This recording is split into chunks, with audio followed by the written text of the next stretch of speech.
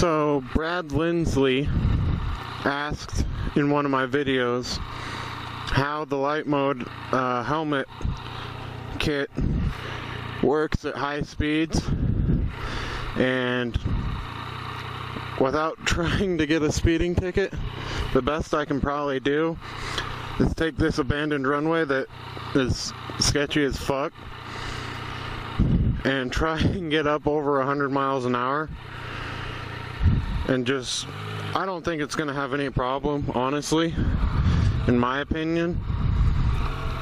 It really depends on how you have how you have the kit set up. If you use a lot of glue, you won't have any problems at all. How you mount the battery box, if it's on the back of the helmet or the side of the helmet, that can affect a little bit, I guess. Also, where you know, the type of helmet you have, that'll probably affect it a little bit too. I would say if you're really worried about how it's all going to hold on at over 100 miles an hour, I would say use as much glue as you possibly can. Make sure you mount the battery box probably on the side of your helmet instead of the back of your helmet like mine is, because it will hold up on, it's made to be mounted on the side of your helmet, so it will hold better if you put it on the side of your helmet rather than the back of your helmet.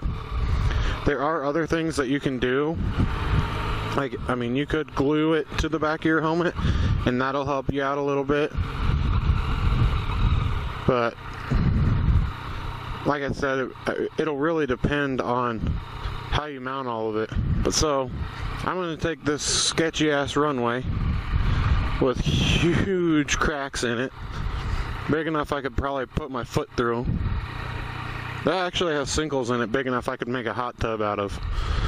But we'll take this and I'll try and get my bike up over 3 digits, up over 100.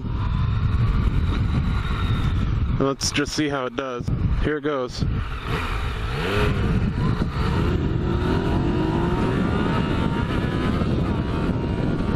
$60, $70, $75, $80, $85, $90, $95, $99, $100, $101.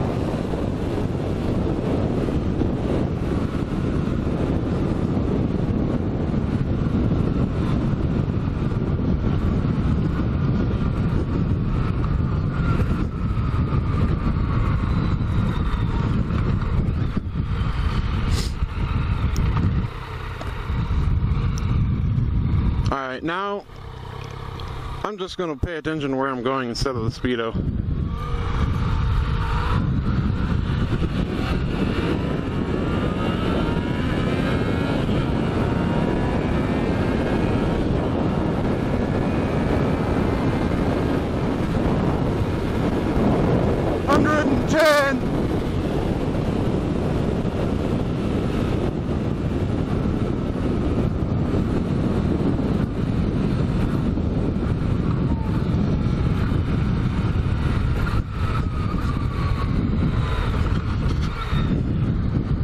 Well, my battery box is still intact.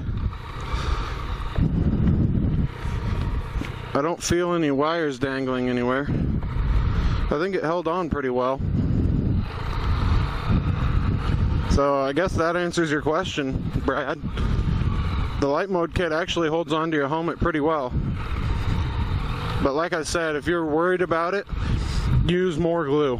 That's the only suggestion I have. And make sure your battery box is hooked up pretty damn solid too. The other thing about the Lightmode kit is it's really easy to set up.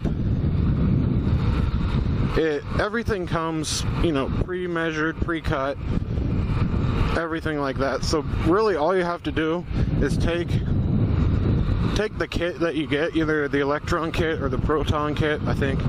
Yeah. Either take your kit and, you know, all you have to do is set it up. It's really self-explanatory. He has a video up there on his website too. It makes it really easy. it's totally effortless.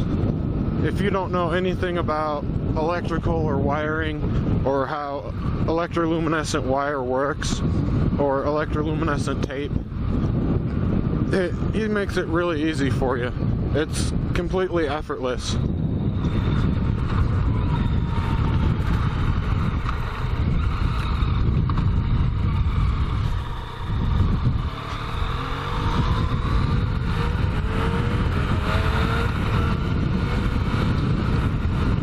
So, yeah, it does hold on pretty well, I'd have to say. I'm actually pretty impressed. My recommendations are, before you buy a kit, go to like Home Depot, Lowe's, Harbor Freight, something like that, Ace Hardware, your local general hardware store, and buy Scotch blue painter's tape, like a roll of like 1-inch blue painter's tape, and get just like some string. Just make sure it's not like yarn where you can stretch it.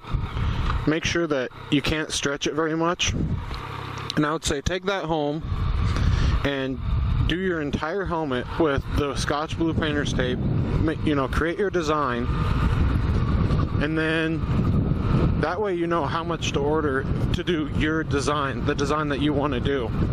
If you want to do, like I wanted to do a certain design on my helmet, and so I measured it out and then I ordered my kit so that I knew I would be getting enough EL wire to actually do my design. And that's what I highly recommend. Also, the blue painter's tape, when you're actually trying to mount the wire to your helmet, I actually took the wire and redid my outline before I glued it, and I held it on with the blue painter's tape, and then I just kind of glued it as I went. But I just wanted to make sure that I had all the wire I needed and that it was in the right spot and that I could bend it the right way, because I did have some pretty sharp angles that I wanted to do, and I just wanted to make sure that the wire could take it before I started gluing everything. And it did kind of mess up my helmet design a little bit. I mean, it helped, because I'm glad I didn't start gluing everything and then realize that it's all off. If you look at my helmet, the front end right here kind of stops short. I originally wanted it to go all the way to the nose and then back, but I didn't really have enough wire to do it, which is fine. But I also kind of changed how I wanted to do the top too, and that kind of affected how much wire I had. But like I said, you want to make sure that you're within a couple inches of the design you get, rather than being off by a foot or something and getting the totally wrong kit.